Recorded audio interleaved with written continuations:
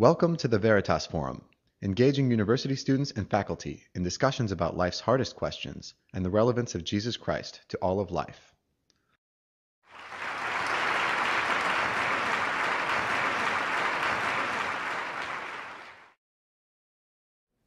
Well, ladies and gentlemen, it is a pleasure to be, for the first time in my life, in Duke, except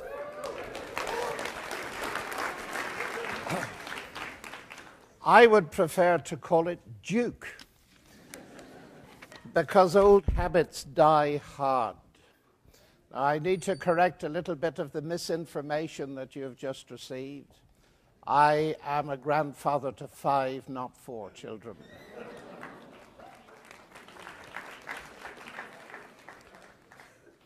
Now, ladies and gentlemen, I've been asked to speak to you for a while on the topic of the relevance of God, particularly in thinking of science and theology. And I understand that on this campus there's been a survey done on this topic of, do you find God relevant or irrelevant? Now, before I get into this, you will notice that I am sitting. That is a very good Russian tradition. And when I lecture in Russia, I always sit. So what you're experiencing tonight is what happens in universities all over Russia. Now, it interests me that the question is about the relevance of God. Because the first question to ask is, to what and to whom? And you will notice immediately that the use of the word relevance has got a very strong subjective overtone to it. Relevance to me, presumably. What relevance is God to me? I find that interesting coming from a university, because many of the things that you learn during your course of study here, you will never use again in your life. And yet to say they were irrelevant would be absurd. Because, ladies and gentlemen, you're come to university not for relevance, but in the pursuit of truth, of finding out things you didn't know before, and therefore discovering that many things you didn't know turn out to be enormously relevant. So I want to remove a little bit of this subjectivism tonight as I address this subject. For instance, do you personally find the square root of -1 relevant? How many of you do? Not very many, yet you wouldn't have an iPhone without it. You wouldn't have the internet about it. Now you see, not many hands went up. That's because you didn't know the facts, and so you didn't know it was relevant. And it seems to me that this is one of the crucial issues raised by our subject. I'm amazed at students all around the world who are supposed to be at university interested in truth, and yet they talk in almost purely subjective terms, what's relevant to me or what isn't relevant. To think about that for a moment, you must realize that you are not solely pursuing relevance at Duke. At least I hope you are not. Now, to step straight into our subject, there was a famous conversation between Laplace, the mathematician, and Napoleon. And Laplace had written a book on ballistic dynamics, I think it was, and Napoleon looked at this book that was full of equations. And he said to Laplace, "Where is God in your equations?" And Laplace answered, "Je n'ai pas besoin de cette hypothèse." I don't need that hypothesis. There you are, the irrelevance of God. But wait a moment. Laplace was answering the question in the right way. When I teach algebra in Oxford, I don't mention God either. Laplace was asked, where is God in the equations of ballistics? When I teach people the motion of a projectile in a vacuum, I don't mention God either. He's not relevant at that level of discourse But suppose the question had been different. How is it, Mr. Laplace, that there is a universe that's described by your equations? That's a very different question. And God might have been very relevant to that. So we need to ask questions relevant to what, to whom, and at what level of discourse. Now, just glancing at your survey, I noticed that many students come up in this university, as they do in mine, with the standard Freudian-type argument that Richard Dawkins has embodied in his book, The God Delusion. That people find God relevant simply because they need some kind of crutch, they're lonely, they need to project the wish for a kindly father figure in the sky, and really belief in God is a kind of Freudian wish fulfillment. That's a very standard view, and I notice some of you share it. Although, interestingly enough, at least 3 or 4 times as many people in the questionnaire believed that God was relevant than God was not. Now, we need to think about this Freudian thing before it gets in our way. If there is no God, then Freud gives you a brilliant argument that religion is a product of wish fulfillment. That is, if there is no God. But of course, if there is a God, religion gives you Freud gives you an equally brilliant argument why atheism is a wish fulfillment. The desire not to meet God or not to be judged by him. And there's a wonderful book written by Manfred Lutz, a German psychiatrist, one of the top psychiatrists. It's called Eine kleine Geschichte des Größten. Perhaps you'd think Germans are relevant, and so you don't know what that means. It means a brief history of the great one. And he says in it, he uses these 2 arguments, but he says, on the question whether there is a God or not, Freud cannot help you at all. You will have to look elsewhere for evidence. So we need to be aware that these wish fulfillment arguments are practically useless because they can be used in both directions and they cancel each other out. Now, it has been suggested to me that I tell you why I think God is relevant to science. Well, I think it's far bigger than that. I believe, ladies and gentlemen, there is a God. That is the truth about this universe.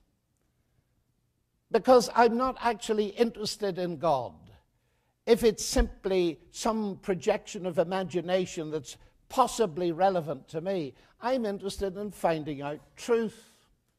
I was brought up in Northern Ireland, which is unfortunately quite a sectarian country, but my parents were very unusual. They were Christian without being sectarian, and they taught me the pursuit of truth. They loved me enough to let me think. So when I came to Cambridge, I wasn't full of the baggage that many of my fellow students were involved with, and I wanted to know the truth. And I rapidly discovered that looking at this universe, we all ask these questions. What is ultimate reality? Is it, as the new atheists say, this material universe? Or is it God? Now, there are other alternatives of the pantheistic variety, but I'm just going to concentrate on those 2 because in most of our major Western universities, those are the 2 worldviews that are most strongly represented. Ultimate reality is mass energy. And mass energy, since it is ultimate reality, must, by definition, be the explicator of everything exists, including life and mind and the idea of God, because, of course, there isn't a God. The other worldview is the worldview that we call theism, that believes that this universe is not all that exists, but there is a God who created it and sustained it. Now, these are highly relevant questions, ladies and gentlemen, because they barrel up to us through history, they bite into our society, and whichever way you sit on one of those 2 worldviews has got a massive influence on your behavior right at this very moment, whether you've analyzed it or not. Worldviews are immensely important. And what you're doing, at least I hope what you're doing at Duke, is that you are building up your own worldview. You're testing the answers to the big questions for yourself. And that's what this evening is about, to give you the opportunity of meeting someone like me, and you probably meet Richard Dawkins on another occasion, putting towards you the conviction, not that the Christian worldview is relevant, but it's actually true. And therefore, it may be ignorance on your part that makes you think it's not relevant at all. You simply don't know why it should be relevant. And of course, it might have been interesting to reverse the survey and do it about the relevance of atheism as well, just to balance it. Now, coming to science itself, why do I think that science points towards God? Because this is the basic question. You see, there's a myth going around that science and religion are inimical, that Christians have always been anti-intellectual, they've been fighting against people like Galileo and all this kind of stuff.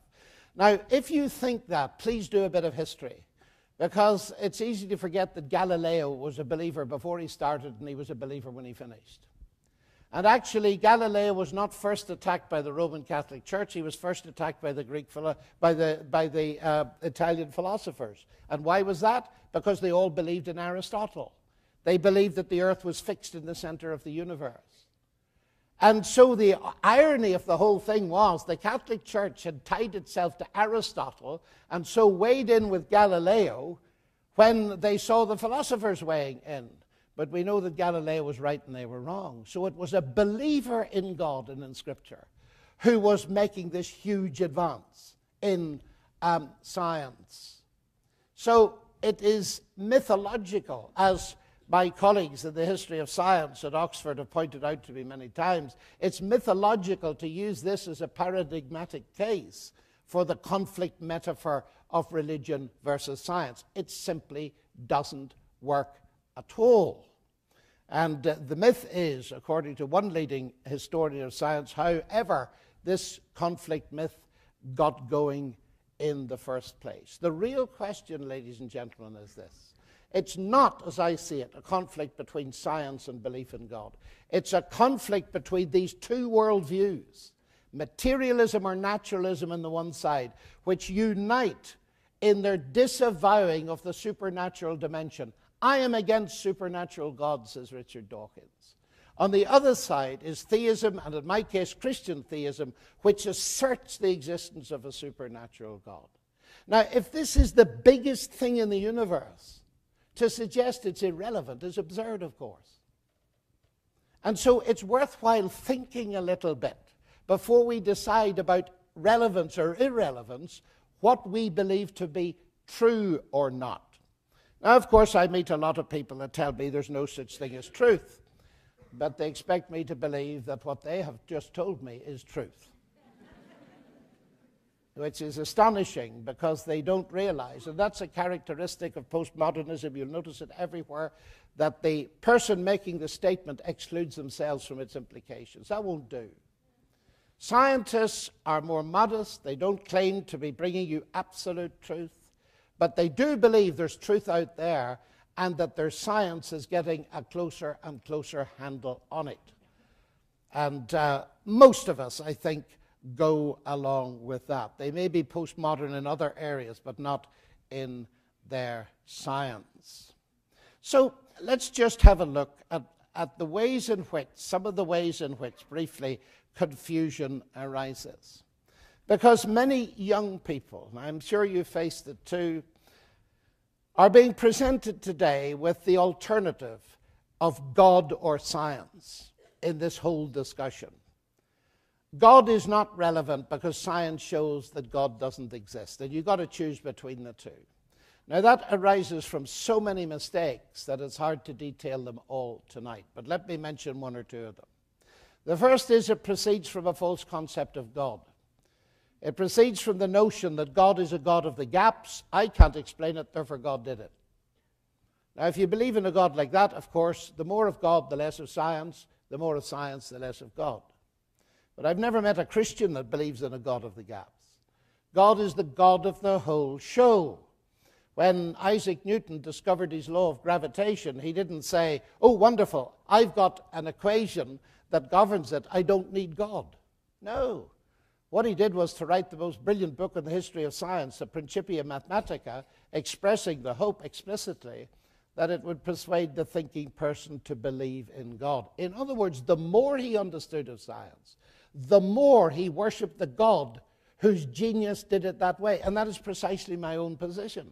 In other words, the more I know of how this universe works, the more I admire the genius who is God.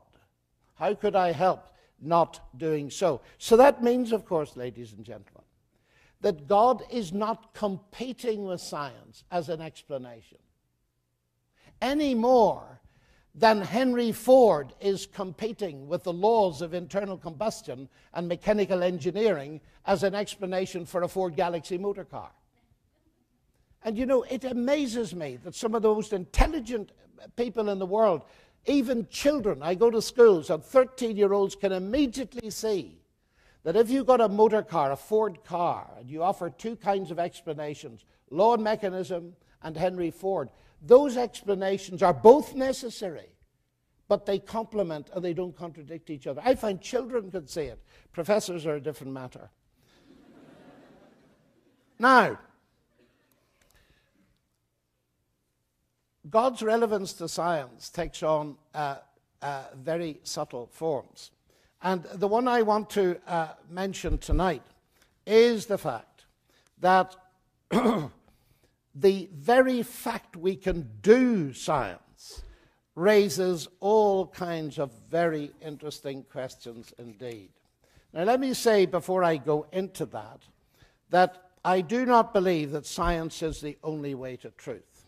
That is the view that we call scientism. It is demonstrably false because it consists in a logical incoherency.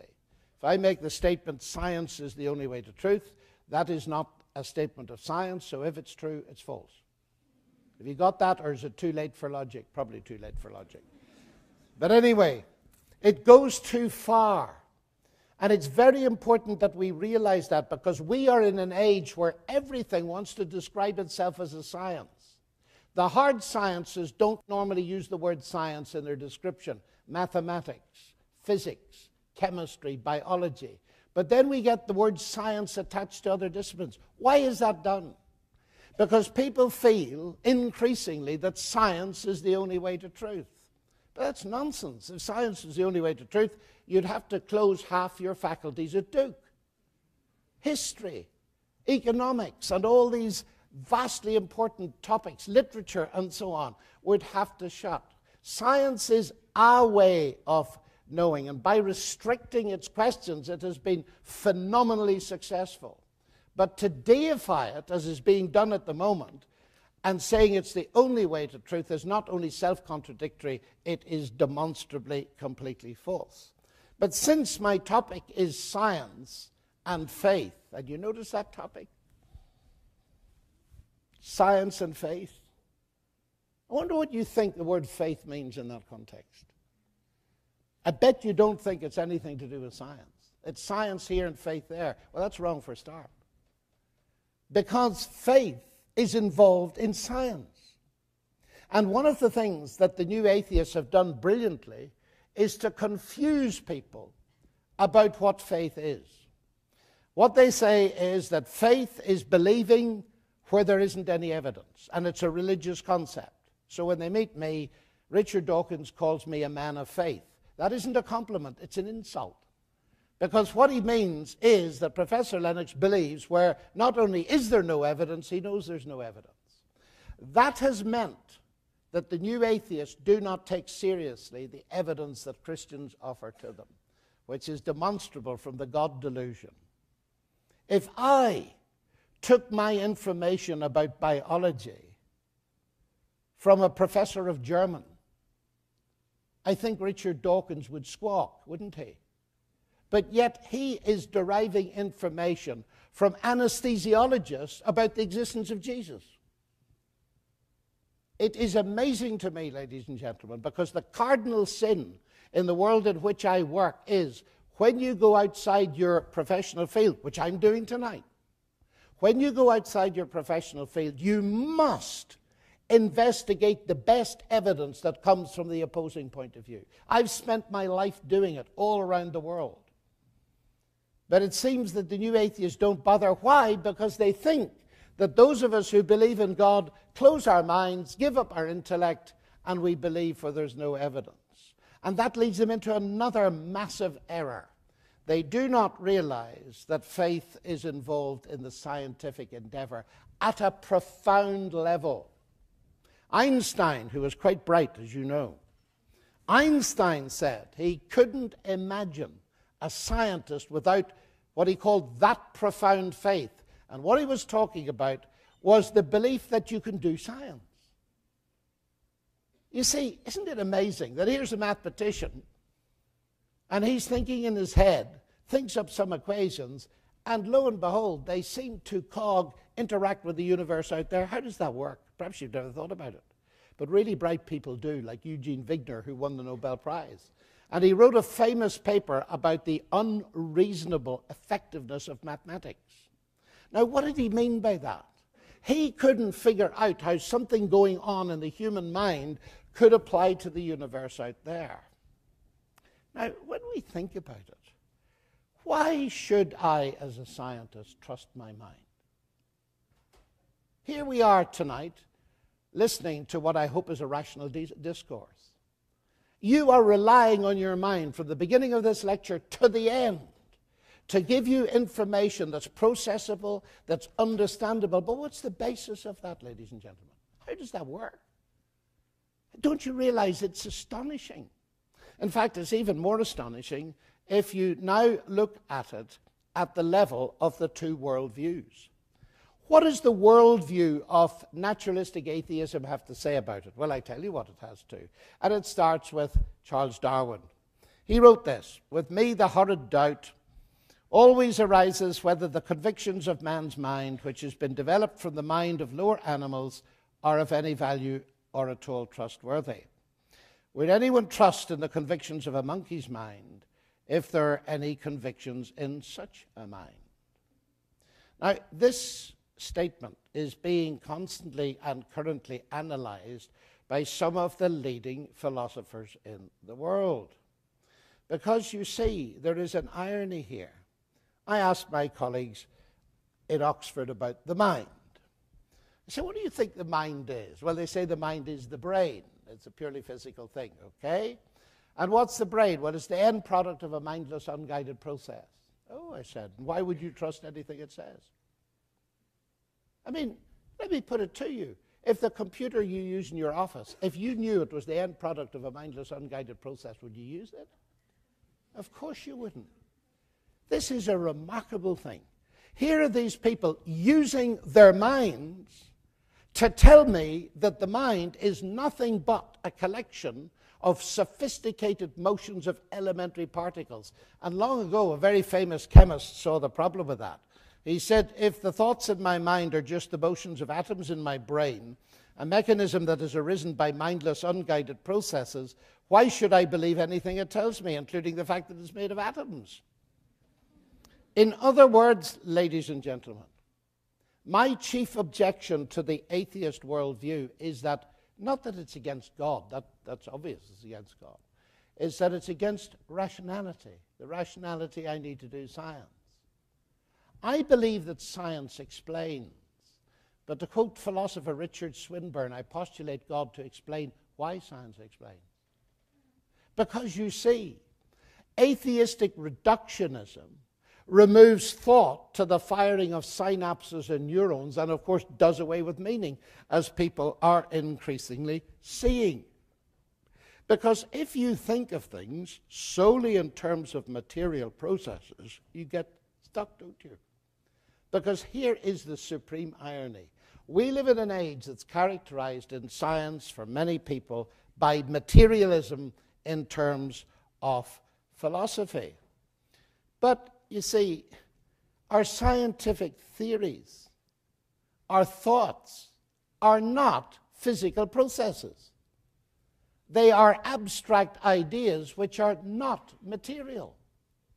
And to take that a little bit further, we live, ladies and gentlemen, in the information age.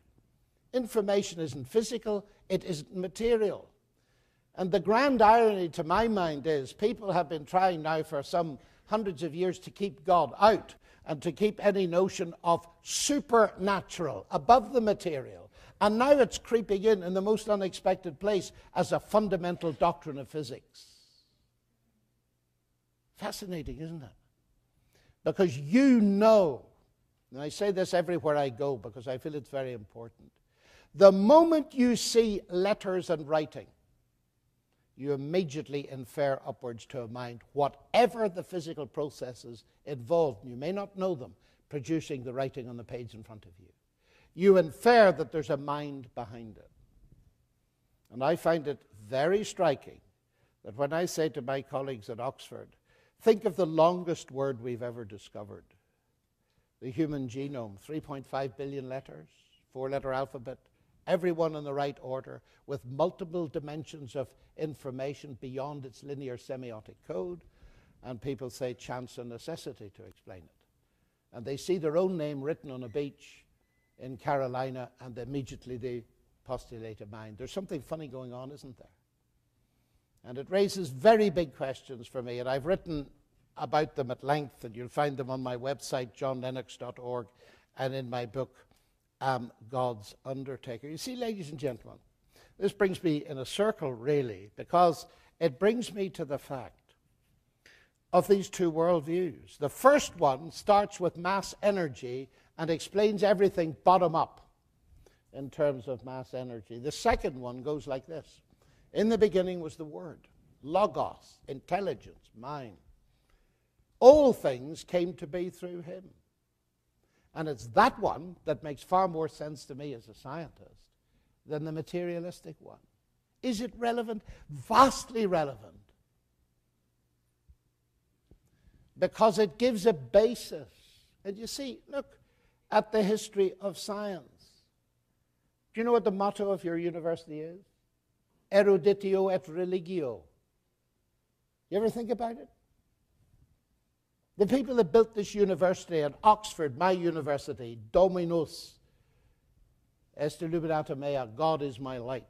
Or Harvard, Veritas, Christo et ecclesiae, truth for Christ and the church. It's interesting, isn't it? And it's telling you something about your own intellectual history, which we forget, and it's this. That modern science as we know it exploded out of a Christian worldview. It didn't happen in China. Technology did. And a famous chemist who was a brilliant Chinese expert wrote the definitive history of Chinese science, Joseph Needham.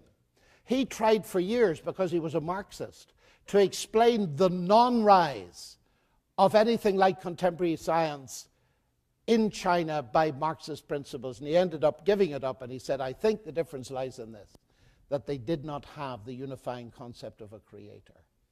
Is belief in God relevant? Ladies and gentlemen, any of you doing science, it was belief in God catapulted your subject into its contemporary form. I'm not remotely ashamed of being a Christian and a scientist. In fact, it's the other way around, because Christianity gave me my subject. And as C.S. Lewis brilliantly put it, men became scientific because they believed in law and nature, and they believed in law and nature because they believed in a lawgiver. I quoted Darwin to start with to raise the question about the cognition.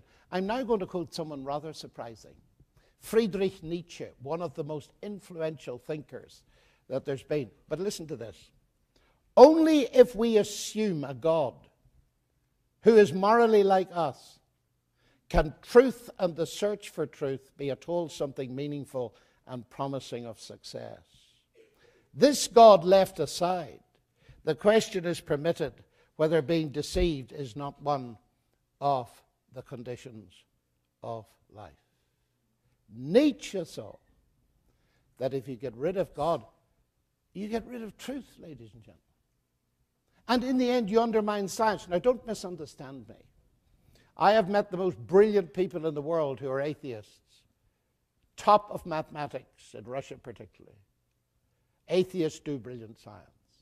I met believers in God, like Bill Phillips, physics Nobel Prize winner in the United States. He's a believer in God, and he does brilliant science.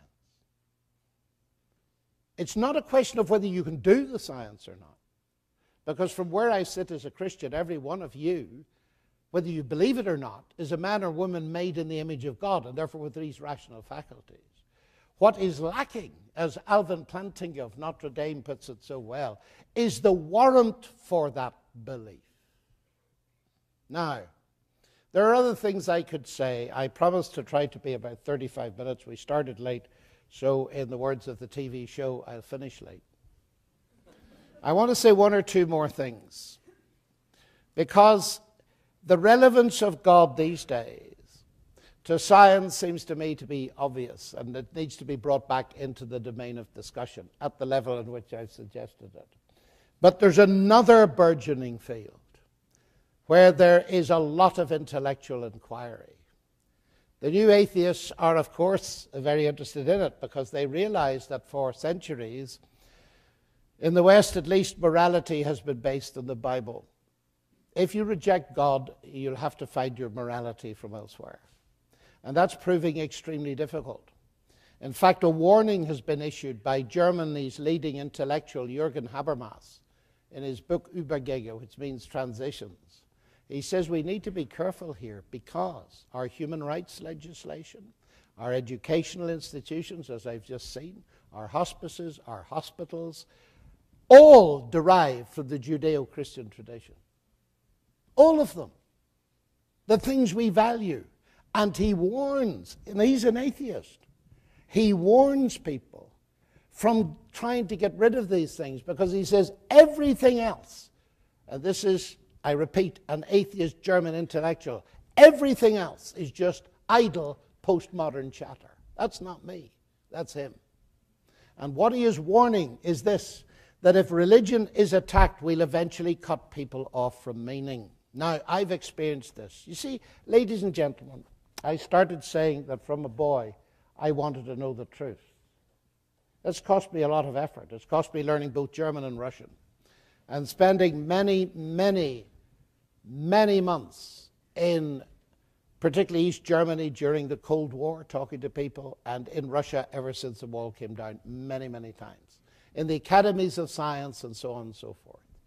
And it's very interesting to see what systematic atheism does to a society.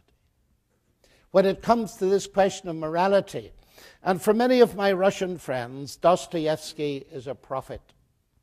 And you remember he wrote, Если Бога нет, то и всё позволено, which, as you all know, means, if God does not exist, everything is permissible. Now, Dostoevsky did not mean that people who do not believe in God cannot behave morally. That's absurd. Sometimes my atheist friends can put me to shame. What he did mean is, just as there's no logical justification or warrant for doing science if there's no God, so there is no warrant for morality. It becomes a matter of opinion if there is no God. And that is the thing that is being wrestled with. Michael Ruse, for example, Neo Wilson, who will be well known to you, writing that morality is an illusion fobbed off by our genes onto us to get us to create. So morality is immoral by definition. Well, that really won't do. But you see, ladies and gentlemen, we are in a moral crisis in our world today. We see it in my country very much. Young people don't know where they are because people are trying to base their morality down here and in the world. And if you start basing your morality, for instance, on animal behavior, you can build any morality you like. Darwin observes that ants cooperate. There's a base for altruism, some people say. Oh no, said Spencer, it's the struggle for survival. And we've seen that work out in history, haven't we? In business and everywhere else in politics, the struggle for survival. And both sides, truth tends to be getting in the way. So it seems to me, ladies and gentlemen, you see, that the relevance of God is enormous. Listen to Richard Dawkins talk about morality.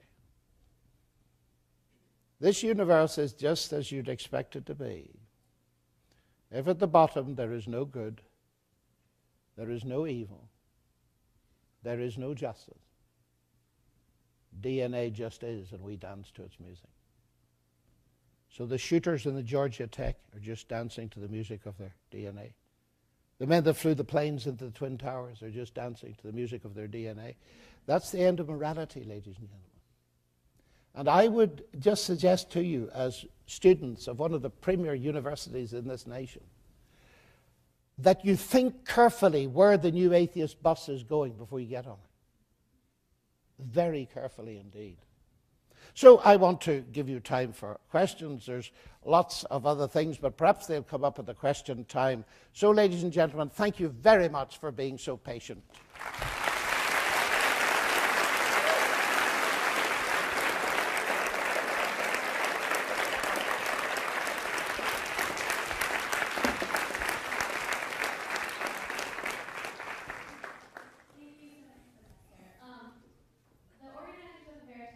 Have been out on the plaza for a few weeks collecting responses to the question, is God